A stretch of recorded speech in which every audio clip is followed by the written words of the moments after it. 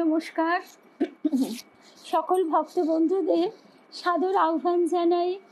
আজকে কিন্তু শ্রী রামকৃষ্ণ পাঠচক্র কোনো পেজ থেকে নয়, আমরা সাধারণত প্রতিদিন কোনো না কোনো পেজ থেকেই আমাদের পাঠচক্রের ভক্ত বন্ধুরা সমবেত হই।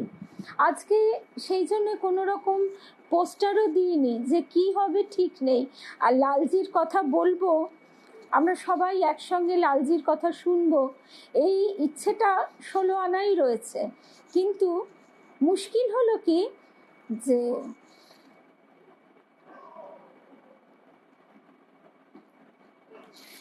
মুশকিল যেটা হলো সেটা হচ্ছে, আমরা এখন বেহালাতে কেয়ার বাড়িতে এসেছি। কেয়ার বাড়িতে এসে তার এত সুন্দর বাড়ি, তার গাছপালা সব কিছু দেখে এমন মুগ্ধ হয়ে গেছি যে ভাবলাম রোজই তো আমরা ঠাকুরের কথা একসঙ্গে শুনছি, আজকে ঠিক আছে, না হয় নাই বা শুনলাম, আবার তো কালকে শুনতেই পাবো। তারপরেই রূপার ফোন, এই যে রূপা গাঙ্গুলি শুভ সন্ধ্যা জানাচ্ছে, তারপরেই মহুয়ার ফোন। সুতরাং আমার এটাই খুব খারাপ লাগলো যে সবাই আমরা মুখে তো বলি, অন্তরেও সত্যি সত্যি কতটা অপেক্ষা করে বসে থাকি একসঙ্গে শ্রী রামকৃষ্ণ পাঠচক্রে সমবেত হয়ে তার কথা সবাই মিলে একসঙ্গে শুনবো বলে। আজকে আমি শুধু নিজের একটু হাসি গল্প মজার জন্যে তার কথা আমরা শুনবো না, এটা তো হতে পারে না। প্রথমেই তাই ক্ষমা প্রার্থনা করি আমার ভক্ত বন্ধুদের কাছে, ঠাকুর মায়ের কাছে, লালজির কাছে। লালজি আমাদের মনের মধ্যে এমনি করেই বারে বারে সাড়া দিয়ে যান, যে তাকে আমরা ভুলে যদি অন্য খেলায় অন্য হাসি গল্পে মেতে থাকি, তাহলে লালজির প্রাণে বড় ব্যথা বাজে। তিনি এরকম করেই আমাদের নাড়া দিয়ে যান, যে তিনিও তার কথা নিয়ে আমরা যে সবাই আনন্দ করছি, সেটি তিনিও যে বড় ভালোবাসেন। টিঙ্কু, শ্রাবণী, সকল ভক্ত, রুম্পা, সকল ভক্ত বন্ধুদের শুভ সন্ধ্যা। কিন্তু আর বেশি কথা না বলে আমরা শুরু করে দিই। আজকে আমরা কেয়ার বাড়িতে, ওই যে বললাম বেহালায় এসেছি কেয়ার বাড়িতে। কেয়ার বাড়িতে ওই গল্প করতে করতেই এত দেরি, আর দেরি না করে একদম লালজির কাছে। রাঁচির সেই শিশু কন্যা কমলা মা তিনি শারদেশ্বরী আশ্রমে গৌরীমাকে ঠাকুমা বলতেন, আর গৌরীমা বলতেন আমার নাতি চালা। তা সেখানে এই দামোদর কে তিনি, কি তার পরিচয়? কেবলমাত্র পূজার ধ্যান মন্ত্রী সমাসীন তিনি, হিরণময় বপু ধৃত শঙ্খ চক্র। দামোদর তিনি কি নারায়ণ শিলা মাত্র? এই শিলাকে দু হাত দিয়ে ধরে দক্ষিণেশ্বরে একদিন শ্রী রামকৃষ্ণ আমাদের প্রাণের ঠাকুর গৌরীমাকে বলেছিলেন সিদ্ধ শিলা, বলেছিলেন ডাকতে পারলে কথা কইবে। শ্রী গুরু কৃপায় গৌরীমার অন্তর্মথিত সেই ডাক পৌঁছেছিল তার শ্রবণে। গৌরীমা তাই বলতেন আমার কথা কওয়া ঠাকুর। শ্রী শ্রী দামোদর লাল শিলা ব্রহ্ম, তিনি সৎ চিত আনন্দ ঘন মূর্তি, তিনি অবাংমানস গোচরম, তিনি মায়াতীত। এই মায়াতীত দেবতা কিভাবে মায়াধীশ হলেন সে কথা তার ইতিহাসে মহাপুরাণে যে কাহিনী জগৎকে শোনান, তা হচ্ছে এই রকম। এক মহাপরাক্রমশালী অসুর, নাম শঙ্খাসুর। এই অসুরের নির্মম অত্যাচারে ত্রিভুবন কম্পিত। স্বর্গচ্যুত দেববৃন্দ গিয়ে শরণ প্রার্থনা করেন শ্রী বিষ্ণু দেবতার কাছে, সমাধান চান তারা। দেবরাজ্যে তাদের শান্তিপূর্ণ অবস্থানের চিরবসতি তিনি স্থাপন করে দিন। দেবতাদের কাতর আবেদন শ্রী বিষ্ণু অন্তরকে স্পর্শ করে। শঙ্খাসুরের উপযুক্ত শাস্তিবিধান এবং দেবতাদের শান্তিরাজ্য স্থাপনে তিনি তৎপর হলেন। বিচক্ষণ এবং ন্যায়পরায়ণ দেবতা চিন্তা করে দেখলেন যে শঙ্খাসুরের এই নীতিবিহীন পরাক্রমের মূল উৎস পত্নী বৃন্দাদেবীর অখণ্ড সতীত্ব তেজ। এই শক্তির ওপরেই প্রয়োগ করতে হবে তাকে তার অমোঘ শক্তি। কিন্তু পক্ষান্তরে তিনি জ্ঞাত আছেন যে এই শাস্তিবিধানের পরিবর্তে তাকেও শিরভূষণ করতে হবে বৃন্দাদেবীর কঠিন অভিশাপ। কিন্তু দেবমান্য অধীশ্বর তিনি, সর্বজনের রক্ষক তিনি। ধর্মাধীশ দেবতার মান বা অপমান বিচার্য বিষয় নয়। এই চিন্তায় শঙ্খাসুরের অনুপস্থিতিতে তার রূপ ধারণ করে বৃন্দাদেবীর সমীপবর্তী হন শ্রী বিষ্ণু দেবতা। কমলার প্রতি বিচরিয়া মনে কিরূপে করিবে তার সতীত্ব লঙ্ঘনে। শঙ্খরূপ ধরি যদি যাই তার কাছে, সাধ্যি পতিব্রতা সেই শাপ দেয় পাছে। চিন্তা অনুযায়ী তিনি কর্ম সাধন করলেন। ফল কি হলো? উৎকণ্ঠা হইয়া সতী ক্রোধ শোক ভরে, অতি নিদারুণ সাপ দিলা দামোদরে। দিনু সাপ শিলারূপ হউক দামোদরে। না, দিনু সাপ শিলারূপ হউক পামরে। পামর মানে হচ্ছে নিষ্ঠুর।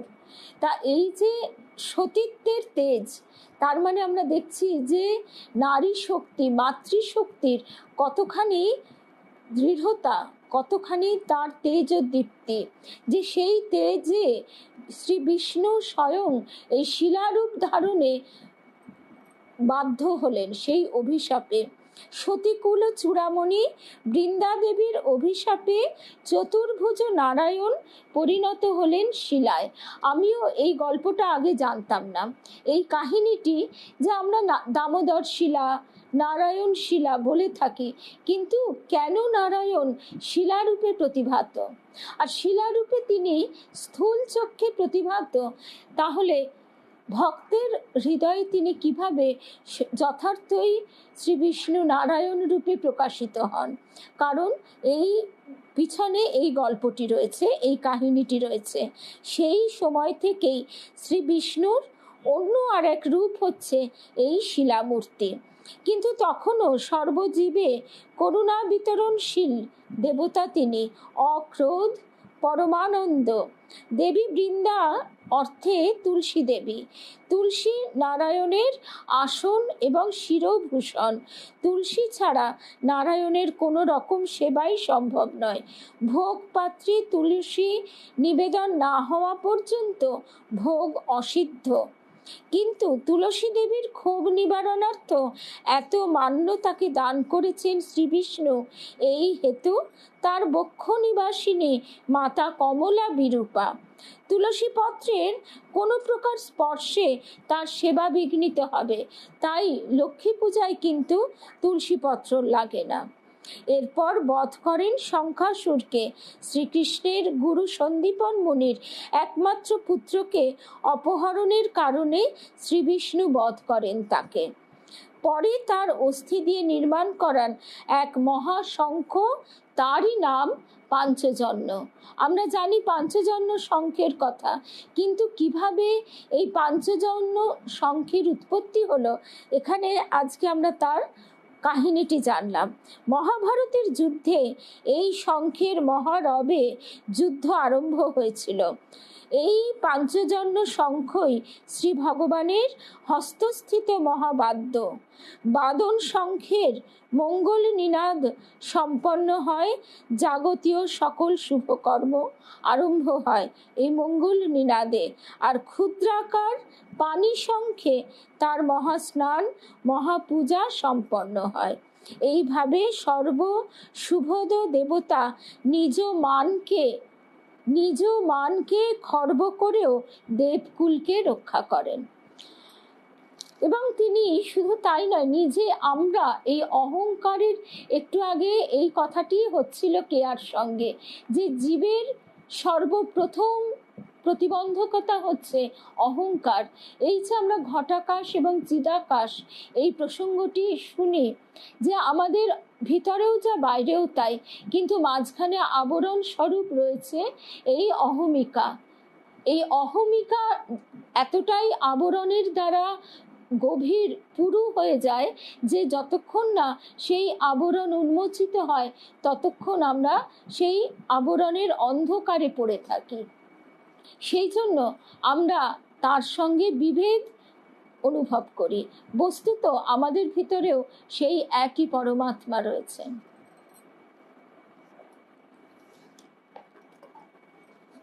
তো আজকে এই নারায়ণ কেন শিলারূপে প্রতিভাত হন সেই কাহিনীটি শুনলাম। এবারে আসি আমাদের শাস্ত্রের যে মূল কথা। পরম পূজনীয় গুরুদেব দিব্যানন্দজি মহারাজও বারবার কিন্তু এই কথাটি বলেন, আত্মানং বিদ্ধি, অর্থাৎ নিজেকে জানো। এই আমি কে, এই প্রশ্নটা কি আমাদের মনে কখনো এসেছে? যদি এই প্রশ্নটি এসে থাকে তাহলে আমাদের মনকে অন্তর্মুখ করতে হবে। আমাদের ইন্দ্রিয়াদি স্বভাবতই বহির্মুখী এবং বাইরের এই জগতের প্রতি আমাদের তীব্র আকর্ষণ। এই আকর্ষণ থেকে যখন আমরা নীরবতার মধ্যে দিয়ে সেই সর্ষের পুঁটলি ছড়িয়ে গেছে, সেই একটি একটি করে সর্ষেকে মানে ছড়িয়ে যাওয়া মনকে আমরা যদি ঘনীভূত করতে পারি তখনই সেইখানে প্রতিবিম্বিত হয় পরমাত্মা। যেমন ঠাকুর অসাধারণ তার তো উপমা, তিনি বলছেন নদীতে যদি ঢেউ থাকে চাঁদের প্রতিবিম্ব পড়ে কিন্তু সেটা ছিটকে ছিটকে যায়, কিন্তু যদি নদীর জল স্থির থাকে তাহলে আমরা একদম পূর্ণ প্রতিবিম্ব দেখতে পাই। অন্তরে বাইরে মানুষ কেবল নানা বিষয় নিয়ে বিভ্রান্ত থাকে। বিশ্ব ব্রহ্মাণ্ডের সমস্ত বস্তুকে দু হাতের দৃঢ় মুষ্টিতে ধরতে চাইছে সবাই, কিন্তু যেন ছিন্ন বিচ্ছিন্ন হয়ে ছড়িয়ে পড়ছে চতুর্দিকে। ধরবার শক্তি কোথায়, কি ধরবে, কাকে ধরবে, সে ধারণাও মানুষের সুস্পষ্ট আকারে নেই। যতক্ষণ আপনার অন্তরের সত্য রূপকে মানুষ ধরতে না পারছে ততক্ষণ সব ধরাই রূপ নেয় মায়ার। রবি ঠাকুর গাইছেন, হাতের ধরা ধরতে গেলে ঢেউ দিয়ে তাই দিই যে ঠেলে, ধরা দেবার ধন সে তো নয় অরূপ মাধুরী, রূপের কোলে ওই যে দোলে অরূপ মাধুরী। অর্থাৎ এই যা কিছু আমরা দেখছি তা কিন্তু সেই অরূপেরই রূপের আকারে প্রকাশ। ঠাকুর বলছেন যে এই অনন্ত সাগর, চিৎ সাগর যখন ভক্তি হিমে জমে যায় তখন আমরা তার রূপ দর্শন করি। যতক্ষণ আপনার অন্তরের সত্য রূপকে মানুষ ধরতে না পারছে ততক্ষণ সব ধরাই রূপ নেয় মায়ার। কিন্তু যে মুহূর্তে আত্মারামকে অনুভব করতে পারে সেই মুহূর্তেই সমগ্র বিশ্বের বিধৃত রূপকে অনুভব করে মানুষ হয়ে ওঠে আত্মময়। যাকে ধরা যায় না তিনি স্বয়ং তখন কণ্ঠলগ্ন হয়ে থাকেন। তখন মানুষের সব কাজে সব চিন্তায় যেন গড়ে ওঠে আধ্যাত্মিকতার এক ধ্রুব লোক। আমরা অনেক পাণ্ডিত্যাভিমানী মানুষকে দেখতে পাই, তারা কিন্তু এই কথাটি বলে থাকেন, কি বলে থাকেন, যে তারা কি তাদের পূজা জপ ধ্যান কোনো কিছুর প্রয়োজন নেই, কারণ তারা এই অনন্ত চিৎ সাগরে একেবারে ডুবে রয়েছেন, মগ্ন রয়েছেন। এই কথাগুলি কিন্তু তাদের সেই মানে পাখিকে শেখানো বুলির মতো। যদি সেটা সত্যই হয় তাহলে তাদের আচরণেরও সম্যক পরিবর্তন হবে। এই কথাগুলি মানুষই বলতে পারে তাদের অহং দ্বারা প্রভোক্ট হয়ে, মানে অহং তাদের এইভাবে প্রভোগ করে যে পাণ্ডিত্যের দ্বারা তুমি সব কিছু বুঝে ফেলেছ। কিন্তু যে সত্যি সত্যি সেই অবস্থায় পৌঁছয় তখন তার অবস্থাটা কীরকম হয়? তখন মানুষের সব কাজে, সব চিন্তায় যেন গড়ে ওঠে আধ্যাত্মিকতার এক ধ্রুব লোক। সকল ভক্ত বন্ধুদের শুভ সন্ধ্যা জানাই। আজকে একটু নতুনত্ব হয়েছে, আমরা আজকে কেয়ার বাড়িতে বেড়াতে এসেছি বেহালায়। এবার কেয়ার বাড়িতে এসে এমনই গল্পে মশগুল হয়ে গেলাম, আর মিনাদি শুভ সন্ধ্যা আর ওর গাছপালা দেখে এমন মুগ্ধ হয়ে গেলাম, বললাম থাক আজ না হয় নাই বা হলো, কিন্তু লালজির কথা বলবো বলে না বলা ভয়ঙ্কর অন্যায়। এই অন্যায়ের জন্য তার কাছে বারংবার আজকে ক্ষমা চাইতেই হবে, আর ভক্ত বন্ধুদের কাছেও। তাই বিশ্বজনীন বার্তায় আজকে আমাদের প্রসঙ্গ না হয়ে আমার প্রোফাইল থেকেই হচ্ছে, যাতে সবার কাছে নোটিফিকেশনটা যায়। আচ্ছা, তারপরে আমরা লালজির কথাতে এবার আসছি। মূল কথাটা আমরা একটু শুনে নিলাম যে কেন শিলারূপী নারায়ণ আমরা এইভাবে পূজা করি বা দর্শন করি। হ্যাঁ, নতুন দেখে বোঝা যাচ্ছে। এই সত্যলোকের সাধনায় যেন অজানিতভাবেই মা ছিলেন চির তপস্বিনী। মা মানে সেই ধারা, শ্রী শ্রী মা বলছেন তোরা সব আমার ঝুরি। যেমন মা বলছেন যে মূল গাছটা, বট গাছটা, সেটা শুকিয়ে যায় কিন্তু মরে যায় না, তার আশপাশে যে ঝুরি নামে সেইগুলোই সেই গাছটিকে বাঁচিয়ে রাখে। তেমনি আজকে আমরা মায়েদের মধ্যে সেই মহতী প্রবাহ দেখতে পাই। তার সেই মহতী রূপ ধরা দিয়েছিল জীবনের মধ্য বয়স থেকেই। ওঠ ওঠ মেয়েরা, কমলা মা বলতেন, রাত্রির যে ভোর হয়ে এলো, যা যা সব চোখ মুখ ধুয়ে আয়, তারপর বসে যা সব গৌরীমা ঠাকুর নামে। ভোরের আসন্ন অরুণালোক কন্যাদের দু চোখে মুঠো ভরে ছড়িয়ে প্রতিদিন শেষ রাত্রে যিনি ঘুম ভাঙাতেন, সেই মা যে কেবল তার কন্যাদের প্রভাতের যাত্রাই শুরু করতেন তা নয়, এই আলোর মশাল হাতে নিয়ে দাঁড়িয়ে থেকেছেন সকলের সমগ্র জীবনকে আলো দেখাবার জন্য। এইবার আমরা চলে আসি দোল পূর্ণিমার দিন। তিনি বহুজনের মাঝেও তার শ্রী শ্রী রাধা দামোদর লালজিকে গান শোনাতেন। তার গানের সুরলহরী অনুভব করা যেত পৃথকভাবে, কণ্ঠও ছিল অমৃত নির্ঝরিণী। দোল পূর্ণিমার আশ্রমে আজও শ্রী শ্রী রাধা দামোদর লালকে আবির দিয়ে রাঙিয়ে দেন আশ্রম কন্যারা। এবার একটা ছবি দেখাই, ছবিটা এরকমভাবে খুব অস্পষ্ট বোঝা যাবে। এই যে একটা ছোট্ট পায়ের চিহ্ন বোঝা যাচ্ছে, ছোট্ট ছোট্ট ছাপ আবিরের থালার ওপর। এই ঘটনাটাই আমরা শুনব। এই যে বইটার নাম হচ্ছে কমলা মা। মধুরিমাদি শুভ সন্ধ্যা, সোমা শুভ সন্ধ্যা। হ্যাঁ, তাহলে ঠাকুর মাকে দেখা যাবে, এদিকে মা আছে আর এদিকে ঠাকুর, আজকে কেয়ার বাড়িতে। আচ্ছা, তারপরে দোল পূর্ণিমার আশ্রমে আজও শ্রী শ্রী রাধা দামোদর লালকে আবির দিয়ে রাঙিয়ে দেন আশ্রম কন্যারা। মায়ের আমলে সকালের দিকে এই উৎসবটি হতো, আর সন্ধ্যায় তিনতলার হলে গৌরীমার সমাধি মন্দিরে এনে সুসজ্জিত সিংহাসনে শ্রী শ্রী রাধা দামোদর লালকে বসানো হতো। ছোট ছোট মেয়েরা হোলি উৎসব করতেন নৃত্যনাট্যের মাধ্যমে। এই উৎসবটির একটা বৈশিষ্ট্য ছিল যে দামোদর লালকেই শ্রীকৃষ্ণের ভূমিকায় রাখা হতো, আর গোপিনীদের সাজে সজ্জিতা হয়ে আবিরের থালা আর পিচকারি হাতে তার সামনে রং খেলা করতেন কন্যারা। হারমোনিয়াম, মৃদঙ্গ, সেতার, গিটার, তানপুরা, তবলা, বাঁশি, মন্দিরা, বহু বাদ্যযন্ত্রের ঐক্যতানের সহযোগিতায় গান গাইতেন সন্ন্যাসিনী এবং আশ্রমিকা কন্যারা। কমলা মা থাকতেন সেই দলে। সখীরা শ্রীকৃষ্ণের কাছে গিয়েছেন, যেন তাকে সজ্জিত করছেন, নানা ভাবের সঙ্গীত লহরায় তার চিত্ত বিনোদন করছেন।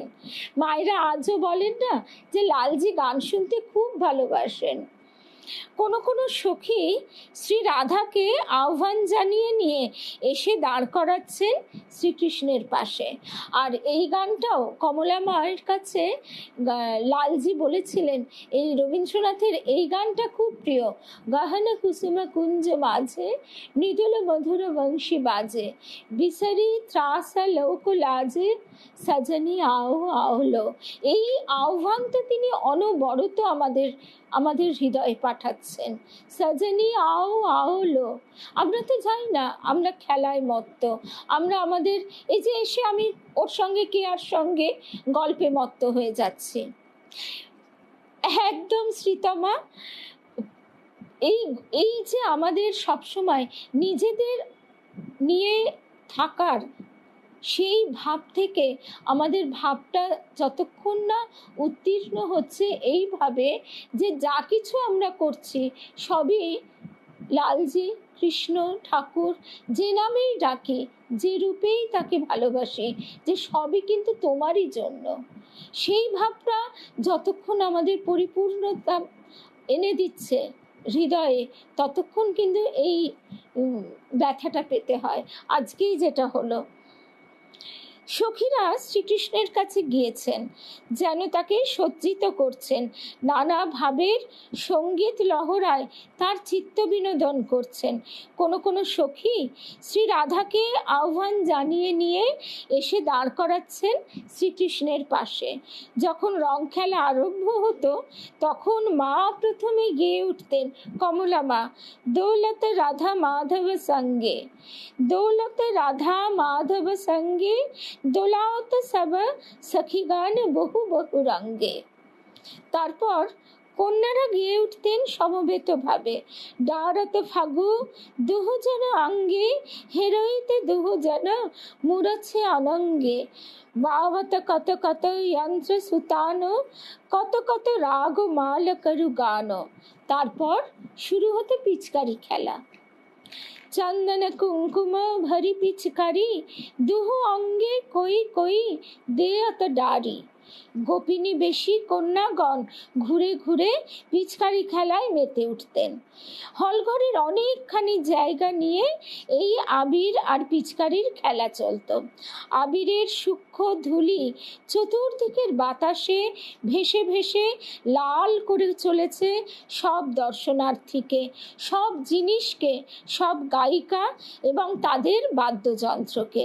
অনুষ্ঠান যখন সকলকে ভাব বিহ্বল করে এনেছে, তখনও দ্রুত লয়ে গান চলছে এবং তার সঙ্গে চলছে হরি খেলা। সোমা, সোমা তখন কামারপুকুর না জয়রামবাটি, কোথায় গো চিনুদি? একদম চিনুদি। দেখো লালজি কি শুধু ওই আশ্রমেই আছেন? লালজি তো আমাদের সকলের অন্তরে গো।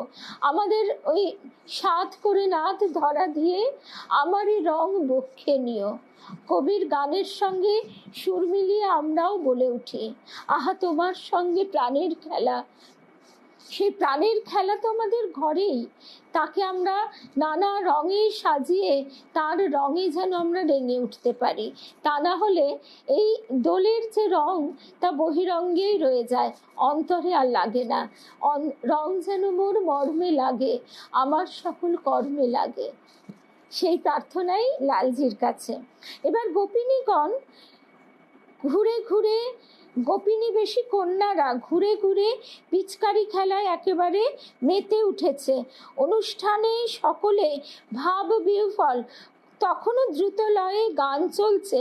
চন্দন কুঙ্কুম ভরি পিচকারি, দুহু অঙ্গে কই কই দেয়ত ডারি। তারপর শ্রী রাধা গোবিন্দের মিলন বিলাস, দোলপরি দুহু নিবিড় বিলাস, জ্ঞান দাস হেরি পুরায়ে আস।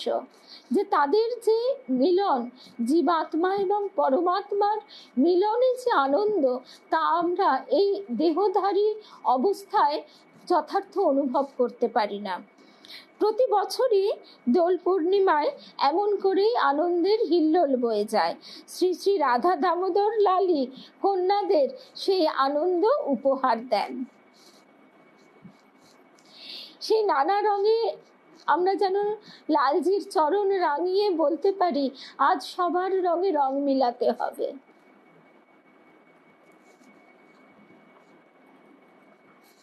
একবার এইরকম উৎসবের পর মাকে জিজ্ঞাসা করা হলো, মা, শ্রীকৃষ্ণের ভূমিকায় শ্রী শ্রী রাধা দামোদর লালই একা, তা আমরা যদি কোনো মেয়েকে কৃষ্ণ সাজাই তাহলে কেমন হয়? কন্যারা কেবল গোপিনী ভাবেই সজ্জিত হয়ে নৃত্য করেন, কিন্তু প্রশ্ন যে দামোদর লাল কি সত্য সত্যই এই ভূমিকা গ্রহণ করেন? একেবারে লাখ প্রশ্নের এক প্রশ্ন, সবই তো করছি, কিন্তু তিনি কি গ্রহণ করেন? মা হাসলেন। যে বিরাট পরাতটি, পরাত মানে বড় কাঁসা বা পেতলের থালা রাখা হয়েছে তাকে আবির দেবার জন্য, সেইটি পরিষ্কার করবার সময় দেখা গেল ছোট্ট একটি পদচিহ্ন রেখে গিয়েছেন তিনি সবার অলক্ষ্যে।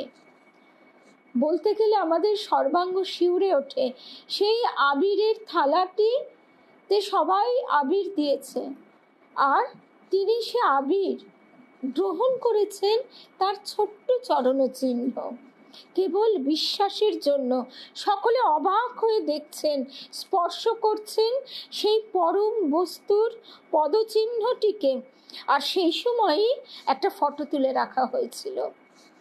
ঠাকুর কিভাবে ধরা দিচ্ছেন, কলিতে 3 ভাগ পাপ 1 ভাগ পুণ্য। তা তিনি যারা সেই পুণ্য স্রোতে ভেসে চলছে তাদেরকে তিনি এইভাবে কৃপা করছেন। আমরা সেই তার চন্দন চিহ্ন দেখেছি ঠাকুরের। আর এইবার এটাও ছবি, যে ছবিটা তো দেখালাম।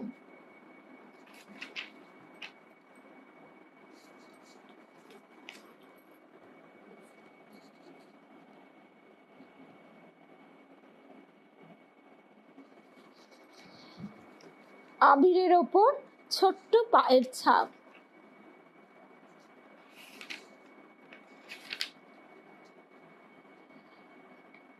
এই কোথায় গেল?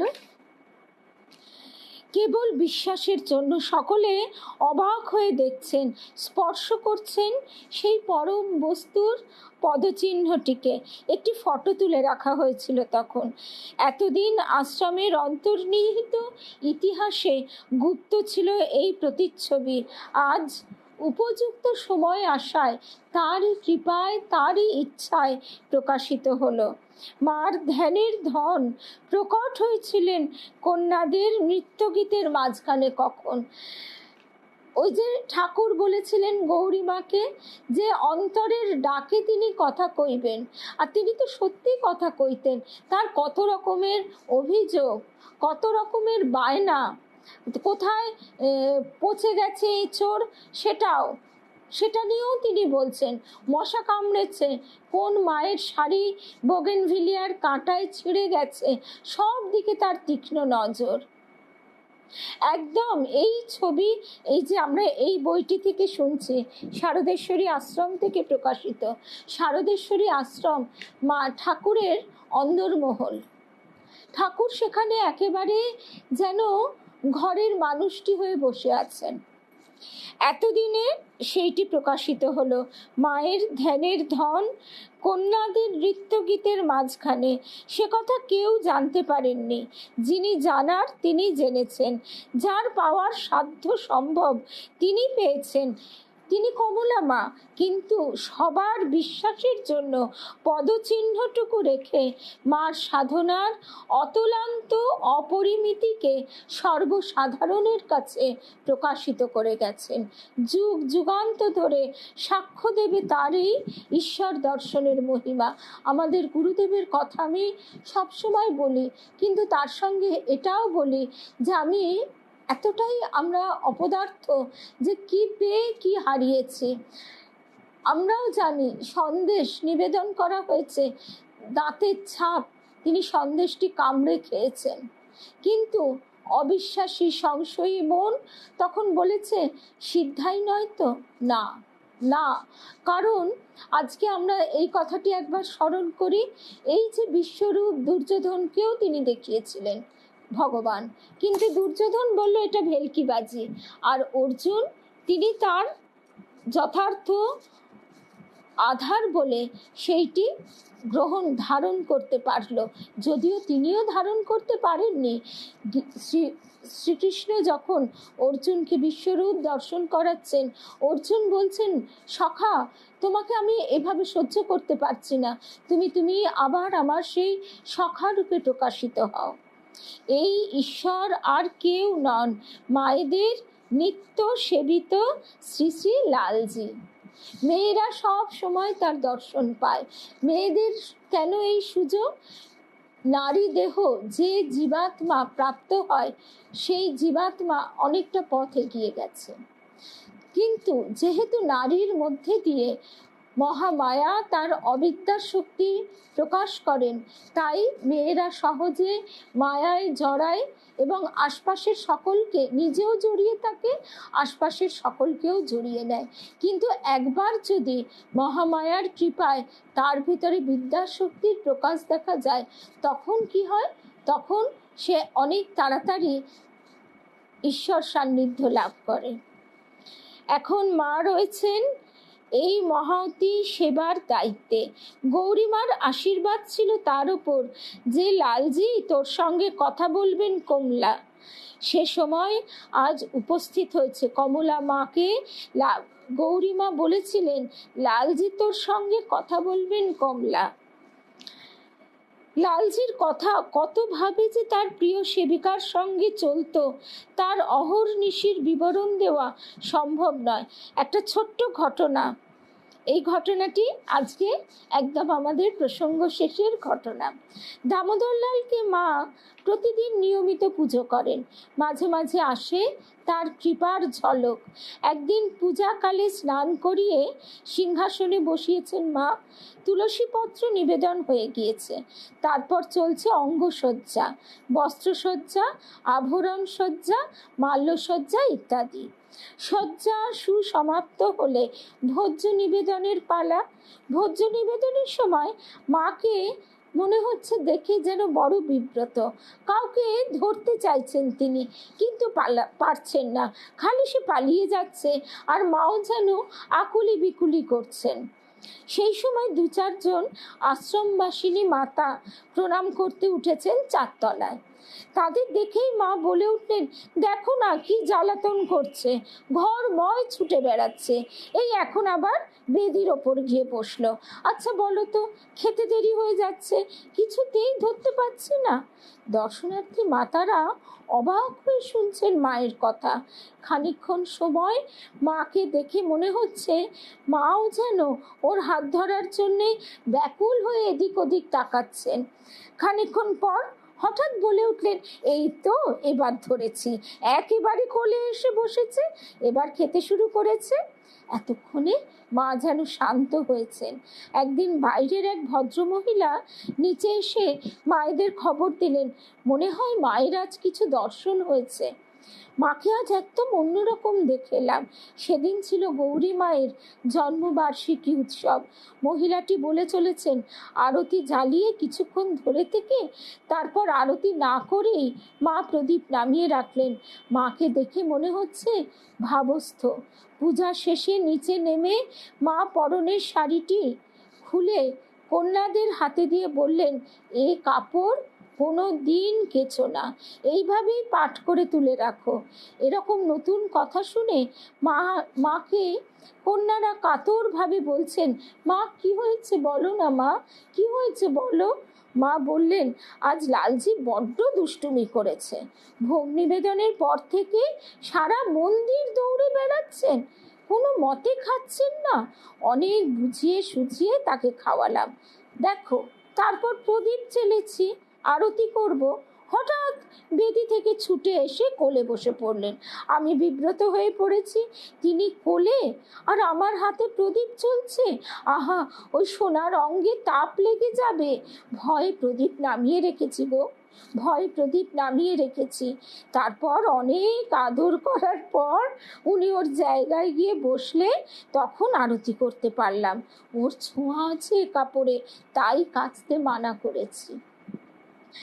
এরপর আর কিছু বলার থাকে না, শুধু একটাই বলার থাকে, লালজি জানি আমরা আমরা তোমাকে এমন করে ভালোবাসতে পারি না, কিন্তু তুমি আমাদের সেই ভালোবাসা দাও, দিয়ে তুমি সেই ভালোবাসা গ্রহণ করো, তবেই তো লীলা সম্পূর্ণ হবে।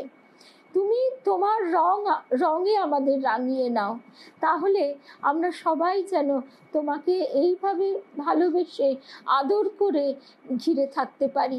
এই যে আজকেই দেখো, আবারও ক্ষমা চাইছি সকলের কাছে, লালজির কাছে।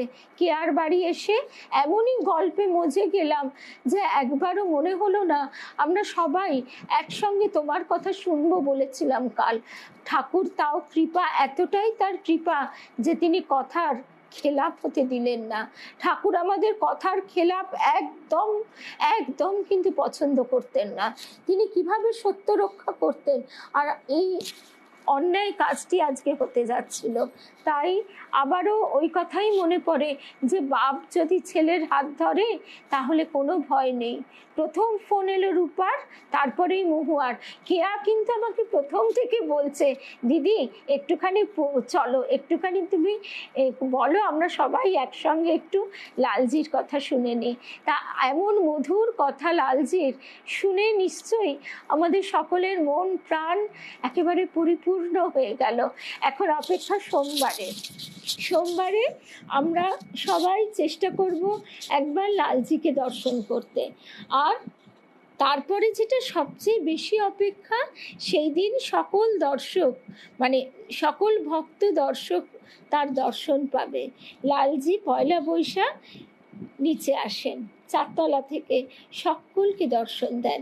স্কুল বাড়িতে আমরা সবাই সন্ধেবেলা যাব বিকেল 4টের সময়। এখন থেকে লালজির কাছে আমরা ধরে থাকি, নিশ্চয়ই তিনি টেনে আনবেন। ঠাকুরই তো সুতো জড়াচ্ছেন, আর গৌরীমা বুকের ব্যথায় ছটফট করছেন, বুঝতে পারছেন না কিসে টান লেগেছে। সেই টান তো তারই টান। যখন সেই ব্রজমণ্ডলে তিনি বাঁশি বাজাতেন, সবার কানে তো সে বংশীধ্বনি যেত না, শুধু ব্রজগোপীরাই শুনতে পেত। আমাদেরও যেন তিনি সেই সোনার কানটি দেন, সেই শ্রবণ দেন, এই প্রার্থনা। আজকে তিনি আমাকে এক মহা অপরাধ থেকে রক্ষা করলেন। জয় রামকৃষ্ণ, জয় রামকৃষ্ণ, জয় রামকৃষ্ণ। আবার দেখা হবে আগামীকাল। একদম রিয়া অবশ্যই যাবে, অবশ্যই। জয় রামকৃষ্ণ।